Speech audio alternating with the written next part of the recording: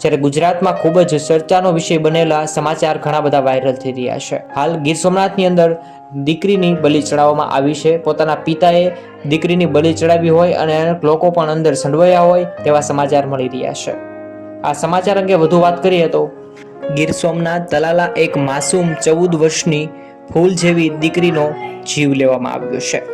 હાલમાં માસૂમ દીકરી ધૈર્યનો તેના પિતા અને મોટા બાપુજીએ અંધશ્રદ્ધાના કારણે જીવ લીધો છે।